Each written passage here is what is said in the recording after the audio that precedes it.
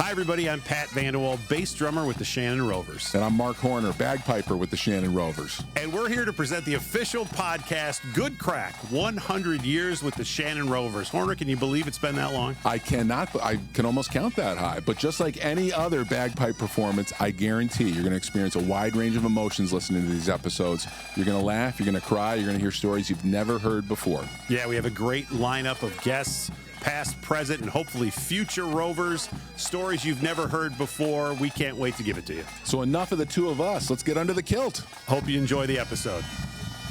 You know, the relationship between our band and the Plumbers and the Downtown Parade, you just teed it up, right? Like, that's how it started. Right. A lot of people don't realize that the Downtown Chicago Parade is run by the Plumbers Union. Exactly. Yeah. And For years, nobody knew that. right. I would argue some people still probably, the casual observer has no idea, right? You got to get in the weeds a little bit to understand it. But then I think that goes along with when people start asking questions about dyeing the river green and, oh, it's the Plumbers and they have this mix and it goes in the, like, that's when you get into the conversations about the Plumbers. But that is such a unique relationship that I don't think probably exists anywhere else in the country, right? Where, Well, exactly. So we became, as time went on, and we were the band that would lead the parade every year. Tommy and Mayor Richard J. Daley became very good friends.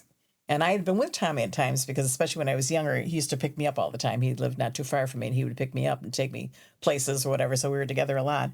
And when I remember going down, it was probably for one of the Queen's contests and playing downtown. And I'd seen him do this before. And another time we were downtown for something, he went right up to the 5th floor where the mayor's office was. And Tommy, of course, holding him. I've told Mayor Daley that Tommy Ryan would like to see him. And they kind of rolled their eyes and said, oh, yeah, okay, sir. You know, and just walking in uninvited, no he'd go appointment on the back books. and then they come around and say, come right in, you know. And Tommy could do that. And because I've seen him and Mayor Daley interact with each other. And Mayor Daley thoroughly enjoyed Tommy. And the two of them would kind of get together and do whatever. So now That's you've got, wild to me. yeah. So now you've got the Shannon Rovers leading the parade every year. And then in 1962, my cousin was the queen of the St. Patrick's Day Parade. And my father then, who was with the Plumbers Union, got very involved with my cousin and the Queen contest and all that. And then my father went on as a plumber, and then he was an inspector with the city of Chicago, and eventually he was the recording secretary of the Plumbers Union. My father was. Okay. He was affiliated with, he and Dan Lyden ran the parade for almost 50 years, the two of them. And Danny was involved on Saturdays. A lot of people were involved, and, you know, your dad was involved. Bill's dad was involved, and Pat everybody was right, involved in all members, the, you know, the goings on of the parade for all those years, which has kind of cemented our place as the leading pipe band of It's the Patrick's crazy. Day Parade. I mean, it's, you know, you need relationships like that. And it wasn't just something that happens, right? Like, this has been a cultivated relationship over many Well, it is. years, and right? we were almost usurped. Remember under Jane Byrne? No, yeah. Yeah. Ooh, what happened? Tell. Yeah, Dish. she wanted the Rovers out as the first band and the leading band at St. Patrick's Day Parade, and she wanted to put the Emerald Society and the police band in. Okay. And so then the powers that be came in, and we led the parade again. So That's Chicago, baby. Yeah, That's some good Chicago stuff. I'm sorry. Back then, there was a lot of Irish politicians, and the ones that ran for office always wanted to, you know, be represented by the same ones that enjoyed Mayor Richard J. Daley, so they would obviously have us at their rallies and political events. Sure. That was when I first was old enough to vote. My dad always told me, just make sure you vote for the Irish judges. that was my dad's edict, was vote for the judges with the Irish names. Don't we still do that? Yeah, well, hey, I'm not going to say that I haven't told my kid the same thing when she turned 18 this year, but yeah, I think it's great. I mean, you talk about two legendary Chicago Irishmen, Tommy Ryan and Richard J. Daley. I mean, those are two of the ones that come right off the top. But yeah, so have you felt kind of like a sense of pride or obligation, or I don't even know how I want to phrase the question, but being an Irish guy in the Plumbers Union who's a Shannon Rover, Danny, like, and the daughter of the same, right? And this, you know, you're in the Currently, union. yeah. I mean, what does that mean to you guys? Have you ever thought about it, or is it just something that you do, or is it like a special thing? I don't know, like, how to even phrase it. Because as an outsider looking in, like, Horner and I are both like, this is pretty cool. This is a pretty established group. I know it's just something you grew up in or chose as your vocation or what have you, but there's a lot of ties here. There's a lot of connective tissue to the most recognizable pipe band in the city of Chicago. And that's what we are. There might be others that that can play at a better, level in terms of competition. But nobody has more fun than us, and nobody gets invited more places than us. And that is through years of these relationships. So I don't know, do you ever thought about it, or is it just something you're aware of it? Oh, very, very. Tom Hudson, our old pipe major, we used to refer to him as Red. He had red hair. And he was probably... I've heard that once or twice. Yeah. He was probably one of the funniest people, I think you'll concur, you'll ever meet. Would you have known Tom Hudson? I never met Tom. Okay. No. My dad knew him well. And he led he was the pipe major for many, many years. Okay. Well, he was just so much fun that people would call up and say, and could you make sure the Red's in the group, Sure. They didn't know his name and that, so he forged, and when we went out, we were just fun, When we used to go to weddings, we used to play twice at every wedding. We would play at the first break of the band, at the first 20-minute break, and then we would stay around. Oftentimes, back in the day, years ago, they would ask us to sit down and eat at the wedding, and so we'd have dinner, then we'd get up and we'd dance, and we'd sing, we'd have a great time with everybody at the wedding, and then at about 11 o'clock, we'd play again. That's cool. At the end of the wedding. And so when we went out, it was a party. Sure. Free drinks. And, for a lot of people, that was all part of it. It was a social event. Sure. And you're with all your guys and girls that weren't that many girls, but all the people that you saw every Thursday night and you became good friends with and you had a lot of fun with. And we all used to ride together back then because almost everybody lived in Chicago or the near, suburbs. So you call up and at practice when they pick the group, say, hey, you want to ride together? Sure. So there'd be 4 or 5 of us in the car sometimes, and we'd be singing and having a gay old time there and back and a few drinks, and we were good to go. We had a lot of fun. Oh, that's cool. But now we're so spread out that it's very difficult to ride together with people. So you don't have that camaraderie, going into the group. And we had a special spot, the Enrights, when we used to play a lot of times down at the Hilton in downtown. When we played at the Hilton, and it was under the L tracks right there. We would in the alley under the L tracks, and that's where we parked every single time because it was free, and we knew there'd always be parking there. And then we'd walk the block and a half into Hilton because we played there so often. Sure. But we just had so much fun with them. Just a lot of fun. I was mentioning earlier before we started taping with Marc, who's our producer, about how one of the things that is not, it's sort of a bummer in a way, because I love the downtown parade day is my favorite day of being a Rover. You get to Soldier Field early, and we're lucky to have use of that facility through Tim Lefevre and everything. And everybody's putting their plaids on, and there's food, and there's a nip of the whiskey if you want to have that to kick your day off, right? And everybody's getting in the mode because this is Super Bowl for us, right? Is that day. To me, that's the most important day for me to be a Rover. And you see everybody when we're getting dressed and putting the plaids on and everything like that. And then after the parade's over, you don't see anybody else. You're with your siloed 10, 12 people for the rest of the day, which is why, it's nice to have a destination bar at the end of the night to at least get a Guinness with everybody. Because you feel like, everybody kind of assumes like we see each other all day. We really don't. We're really kind of in our own small little groups. So to your point of, it used to be an event and we'd all go and we'd hang out, we'd have dinner and we'd have drinks. That part, I understand that times change and that's hard to do with the schedules that we keep. And if we want to be the Shannon Rovers, we have to continue to do what we're doing, at least to a degree, right? Yeah, well, I mean, also to the same aspect, too, where it's a group now was kind of the band. We went from being one small band that stayed together, and now we've almost got 5 different bands under the same group that are going out. So, that's just the evolution that's happened throughout the years, too, with the band. And, even... as you brought up there earlier, too, where it's I remember the first, 4 or 5 years I was in the band, a lot of times we were the last ones to leave the wedding. We would be... That is good. The bar's closed, hey, it's time to go. Yeah. Right. And when you're, 12, 13 years old and you know where every single White Castle is in the greater Chicago area. Because there was always the stop afterwards for vanilla milkshakes and sliders before everyone loading up in the car and heading home. But that's how we Always forged driving a lot that of weekend. friendships over the years at different weddings and, Oh, yeah. Yeah. No, and that was the experience. It was you meet people there, and then, I'm getting married next year. And I was like, all right, well, can we hire you guys? Of course you can. That's how we originally, it's expanded since then. But obviously, that was how you got jobs. There wasn't websites. There wasn't any social media or anything. You saw them play, you got a phone number from someone there, and then you called them when it was time. Yeah. Has it been, with you guys being involved with the band over so many years, has it been a straight rise up for the band in terms of membership, or were there dips along the way when there weren't as many people involved in the band as there are? I always remember it being growing. It was always kind of growing, but for a long time, I think we plateaued under 50, just under 50 in that.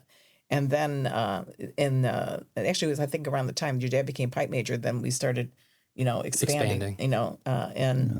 A different philosophy of, putting us into all these groups and taking on so many jobs and needing more people to cover them and that. So right about when we started Marc was when it really started taking off. And really, the late 90s, early 2000s. when you started what?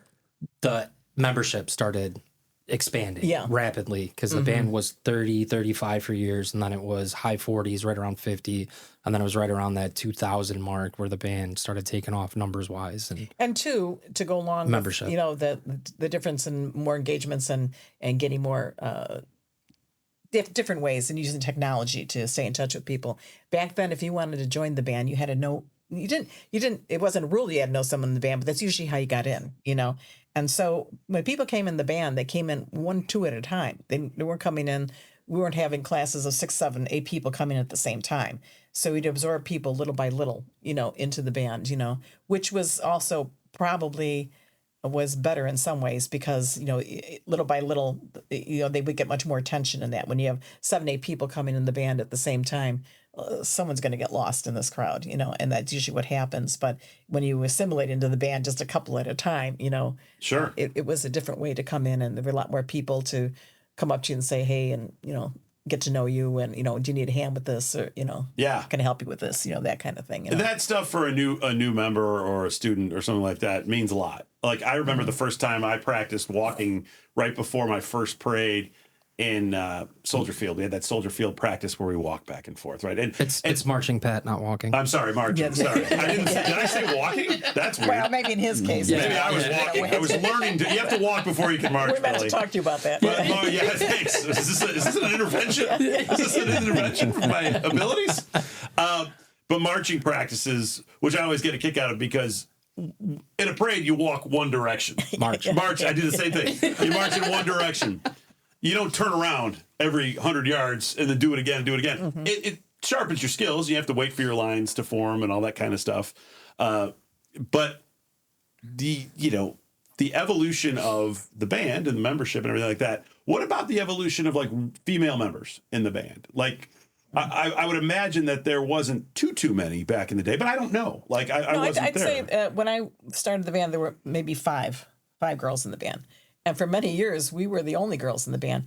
And there was no written rule, but there were never, ever any girl drummers back then. It just was, no one even approached it. It just wasn't a thing. The drum section was men, and then the piping section was mixed. So that came later. And unfortunately, I can't even think of her name anymore. It's been so many years since the drummer joined, the first girl to break the barrier. Wasn't Katie Lenahan? No, way before Katie. Chris Driscoll was still one of the first girls to play.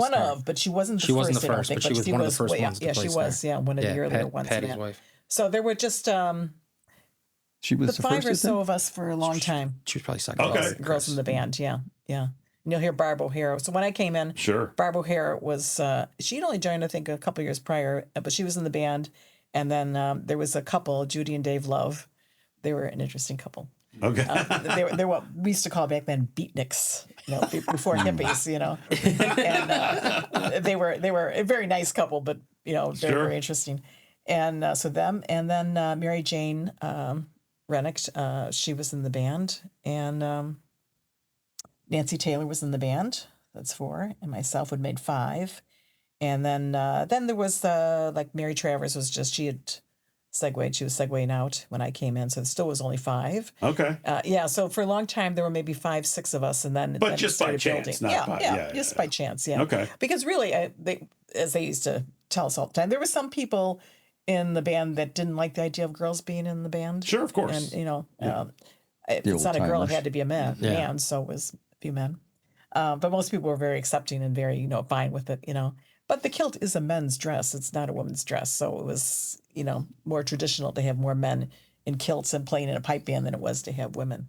But I think it would have been kind of cool in your position, too, back in the day when you joined, to be like a girl in this band that's primarily male and you're going to play these jobs, I bet a lot of people came up to you and asked you a million questions about it. They did, and we loved every minute of it. You weren't lacking for attention, lady. No. Had a lot of fun with that, especially when he went on to travel and went into Highland Games. There were even more men. Oh, yeah, sure, right. Yeah. Everybody's looking at, yeah. There was that one guy that stood out, though. That's it, baby. Who's the real winner? Here on Valentine's Day. But As you said earlier, Noreen, Danny won. Well, Nancy Taylor, who was in the band with me, she was in the band when I started. We were still in touch with each other to this day, and we just saw her a couple weeks ago. But she lives in North Carolina now. But she was one of the stalwart girls for many, many times, and so Nancy and I would be out all together. We were best friends growing up in our teen years, and we'd be out all the time together. And once in a while, there'd be a couple other girls that would chime in. That's great. Well, how many do we have now? About 30, maybe 25, 30. I kind of Probably got to be close to 30. 20. I kind of 23, maybe a year or two ago. Okay. Someone had asked me that. I thought, geez, I don't know. And I went through, and I think I came up with 23. Yeah, it's got to be close to almost a third. Yeah, Somewhere it's like between a quarter and a 30%, third. right? Yeah. We have never had before. No. And sometimes I look at who's playing. I thought, is this a girls' band or what's Yeah. going on? Some Come on, jobs, guys. when the women are the come on, first to guys. sign up, I'm like, Yeah. wow, I've girls been in- crew today. Yeah. I've been in yeah. jobs with you, Pat, where you and me have been the only guys. Yeah, Yeah. that's right. Yeah. A number of our best pipers are female, aren't they? Of Yes. course, yes. Yes. Yes. Mary Kay Peterson, Noreen, Oh, no, Katie. Katie. Oh, yeah, Katie. Yeah. Yeah, Katie Brunner, right? Yeah. Sure, Yeah. yeah. Yeah, it's What do you great. think Tommy Ryan would be saying about the band right now? Would he be pleased with where things are? Yes and no. I think he would love the group, that there's so many people that want to do it, But there's different things. I think he was I never saw in all the years I knew Tommy, I never saw him raise his voice or get angry. I saw him, steamed up and, at different times and railing about things, and For the good of the band. for the good of the band, and I'll forget the time. Was it an annual meeting? I think he stood up and he would get himself going and start shaking. And he said, and it was the time he was talking about, you have to know how to say hello when you come into the band. And he like that. When you come into the band, look him in the eye and give him a shake and say hello. And, the trouble with this band. And he would go on and on and on, Yeah. And so I think, when the band gets so big, it's hard to forge the relationships. And, I could go a whole night and never talk to X amount of people in the band, We came in the band, you always went up to everybody and said hello. And, but a lot of people come in, they do their thing, and you won't. Yeah. You got to know their families, their wives. Yeah. We used to get together as families Their kids. much more. We don't do what we used to do. The old Christmas parties and the wives' dinner and Yeah. Yeah. Which was changes, significant Picnics. others. Family remember? picnics. I'm sorry, yes. Significant others. Significant to be others, I politically apologize. correct. Yeah. Yeah, no, that was my original point where I got lost in the marching and walking fiasco of 5 minutes ago. But when I was marching at Soldier Field, Dick Dwyer and Jim Brunner came up to me, and two stalwarts of the band at that point, two of the older gents that are pipers, and shook my hand and said, "Hey, we haven't met you yet, And Jim Brunner's the nice guy in the world, and Dick might be nicer. I mean, they're just sweetheart guys, and that was cool to me because meeting people that had been in the band a long time. When I met you, Danny, I was like, I always say you're my North Star. You're my guy for the bass drumming and stuff. I mean, I saw you play when I was a kid going to the parades and stuff because I remember you, and I wouldn't remembered your name, but I remembered the look, right? And I remember seeing the Rovers with my dad on Dearborn, marching in the parades and stuff like that. And we always had to get there, make sure we got there early because my dad and I are Fenwick guys, and Johnny Latner was carrying the banner. Oh, yeah. And how did that relationship even start? I'm not even sure I know the genesis of how Johnny Latner carried the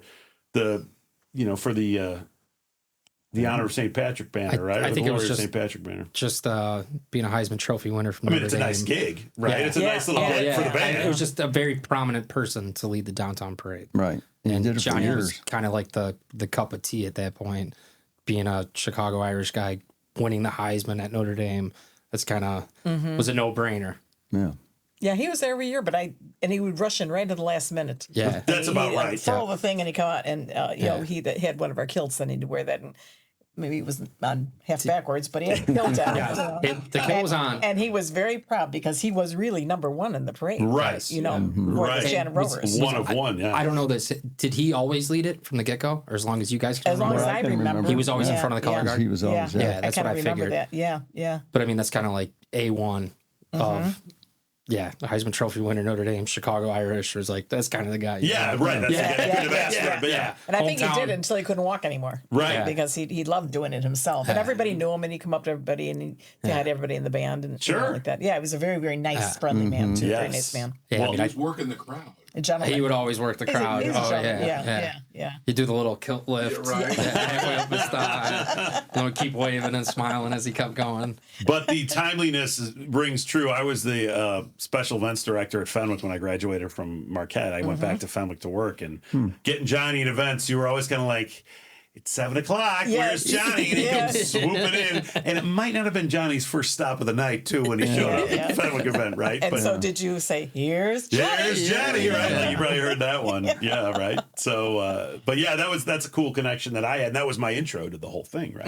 And until years later, we already talked about it. But Irish heritage, you guys have it in truckloads, right? I remember the first time we had to postpone this gathering was because you had relatives from Ireland that were coming over to stay with you in November, I think, or something That like could that. have been. Right? Oh, yeah. Right? Exactly. Yeah. But then even this year, there was an anniversary of a tragedy in Ireland. I think was it the train derailment? What was That was my grandparents. your grandparents? Yeah, my dad's mother and father. They were from Armor Island, and they used to run the lighthouse out at the end of the island. And this one night, my grandfather noticed the beacon wasn't working, so he sent my two uncles out there. It was like a 3-mile walk, and what had happened was the chains had gotten stuck, and so my uncle reached his hand in, and there was a little panel door, and he released it, and the chains came down and lopped off 2 of his fingers on one hand and 3 on the other. Oof. So they ran back to the house, and they put him on a boat, took him back to the mainland, took him to the hospital. And then I think he was in there for a week. And then on the way back, the parents were on the train. They did some shopping wherever they were at in another part of Donegal. And then stopped at the hospital, picked him up. And then on the train going back, they were going over this valley. And a big gust of wind came up and blew the train over the track, over the trestle, and killed both grandparents. And there was only 4. My uncle was one of the survivors. And there was a family of 12 waiting for the mother and father to come back. Oh, So they came back, on a boat, and they were both deceased.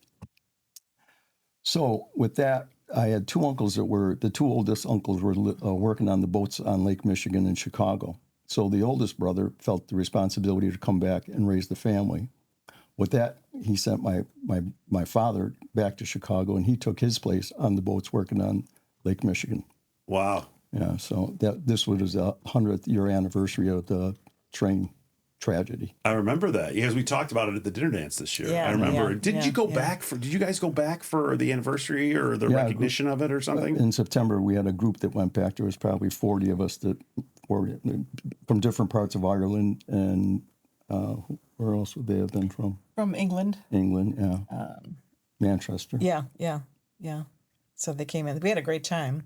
But it was very moving though. We had I can a imagine. day when we Sure. went out to where the viaduct disaster occurred, and there were 4 that died in it. His grandparents and 2 other fellows, and one of the other grandsons. They have erected a memorial there just by where near the viaduct is, and there's 4 candles there, one for each one of them. And then we were able to walk out. Now they now are going to do something different with the land there. They obviously took down the train tracks years later. They dismantled the train tracks, but the viaduct pillars are still there all the way across the valley, which is something to see. And we were right at the point. So we all walked out, and we were right at the point where the train went over.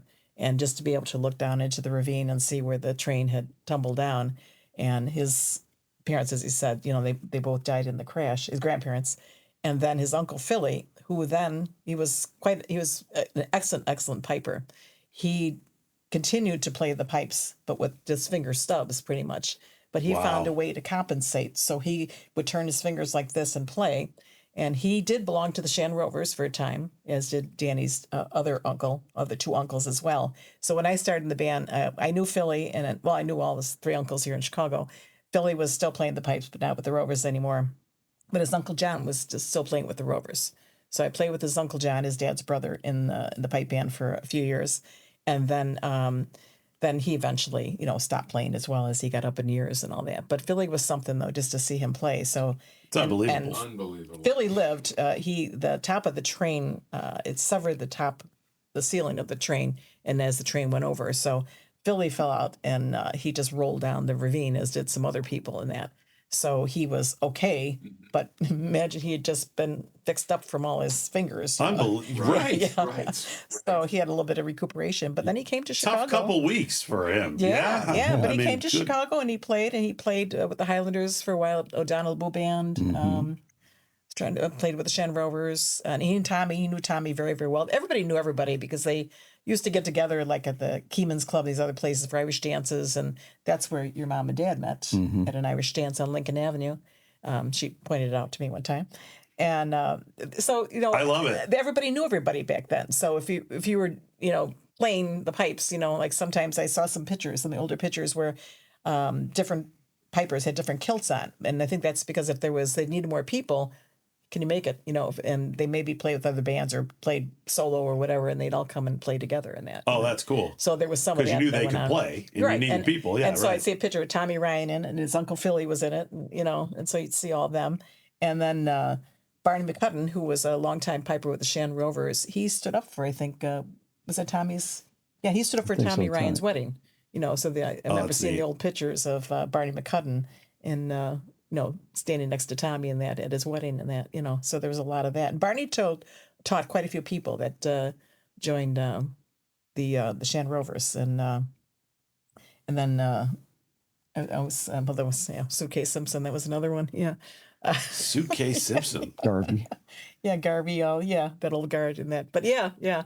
Suitcase and Tommy Hudson were together all the time, and his real name was Bob Simpson. Sure. But Tommy Hudson had christened him Suitcase, and I don't exactly remember how that started, but that's what everybody called him, Suitcase. I love it. Yeah. That's awesome. Yeah, nobody called him Bob. Yeah. Everybody in the band called him Suitcase. It's like an old school baseball player's name, right? Like they all had weird names, right? Fun names. I don't know how it started, but we all Right, who called him cares? Suitcase. Gotta Yeah, bring some nicknames into the Yeah, band we gotta now, get more yeah. nicknames going. We gotta Yeah, sing some more nicknames. yeah. Suitcase Simpson. Yeah, That's amazing. Suitcase Simpson. Yeah, right. Yeah. Too Tall Horner over there. Yeah, we got yeah, something yeah. like that. We'll figure it out. Tree Horner. We really hope you enjoyed this episode. Thanks so much for listening. For more information, events and history, stories about the Shannon Rovers, visit our website at shannonrovers.com. And don't be shy about booking us for your next event. A Shannon Rovers experience is not to be missed. And ask for that Pat and Marc discount. It's actually a premium.